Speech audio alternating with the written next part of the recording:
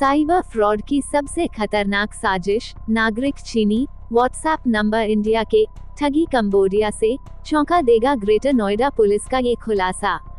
कहीं आप भी किसी फर्जीवाड़े व्हाट्सएप ग्रुप में तो नहीं जुड़ रहे? पढ़े साइबर क्राइम की अनोखी घटना वाली ये खबर। जरा सोचिए, अचानक आपके व्हाट्सएप नंबर को किसी बिटकॉइन वाले ग्रुप में जोड़ लिया जाता है, या फिर किसी ऐसे ग्रुप में जिसके जरिए आपको पार्ट टाइम जॉब का ऑफर दिया जाता है, या फिर ऐसे किसी व्हाट्सएप ग्रुप में जिसके जरिए आप कुछ ऑनलाइन काम करके महीने में लाखों रुपए कमा सकते हैं। शुरुआत में ऐसे ग्रुप में जुड़ते ही आपको कुछ लोग कमेंट करके ये भी बताते हैं कि उन्हें इस ऑनलाइन काम या फिर पार्ट टाइम जॉब से काफी फायदा हुआ है, जिससे आपका भरोसा उस पर और बढ़ जाता है। फिर आप भी उसका फायदा उठाने की कोशिश करते हैं और शुरुआत में आपको भी फायदा मिलता है, लेकिन कुछ समय बाद अचानक पता चलता है कि आप एक बड़े ऑनलाइन फ्रॉड का शिकार हो रहे हैं। फिर आप उस ग्रुप या जिन लोगों ने आपको ठगी का शिकार बनाया उनके खिलाफ पुलिस कंप्लेंट करते हैं तो बेहद चौंकाने वाली बात सामने आती है। वो हैरान करने वाली बात ये होती है कि जिसने हमें ठगी का शिकार बनाया असल में वो इंडिया में है ही नहीं बल्कि दूसरे देश से फ्रॉड कर रहे हैं।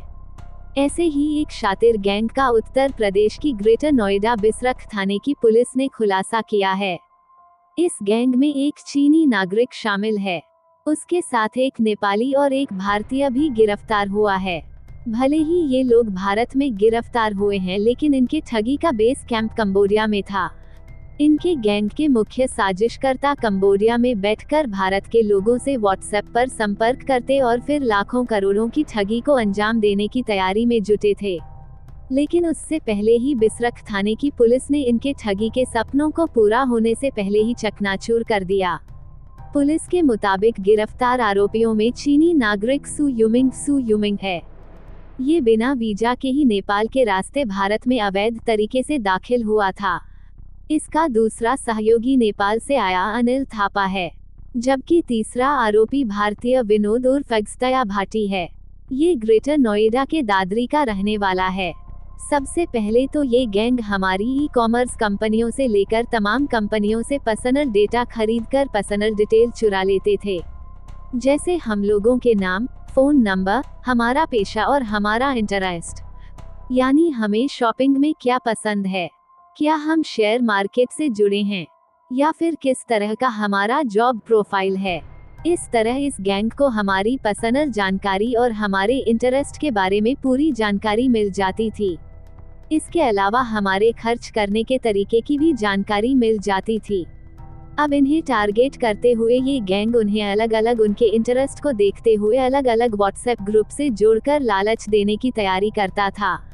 अब दूसरे स्टेप में इस गैंग को ये व्हाट्सएप के जरिए लोगों को लालच और नए नए मोबाइल ऐप से जोड़कर ज़्यादा से ज़्यादा कमाई और पार्ट टाइम जॉब का ऑफर देना होता है।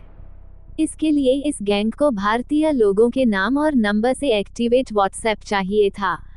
इसलिए चीन से भारत आए शातिर आरोपी ने नेपाली और भारतीय युवक के साथ मिलकर 500 से ज़्यादा भारतीय मोबाइल नंबरों पर व्हाट्सएप एक्टिवेट कराए।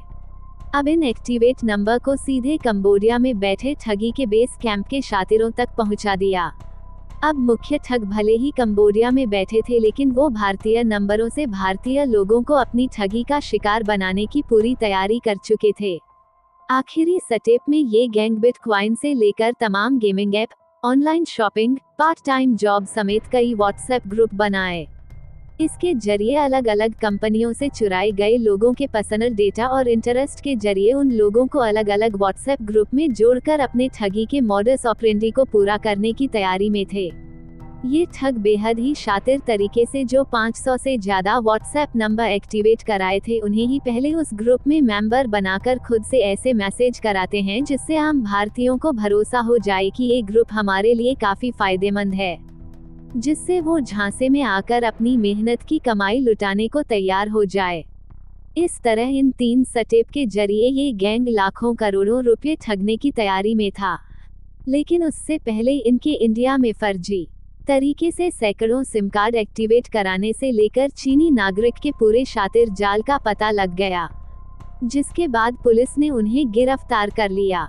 अब इस गैंग की मदद करने में शामिल अन्य लोगों के बारे में भी पुलिस पड़ताल करने में जुटी हुई है।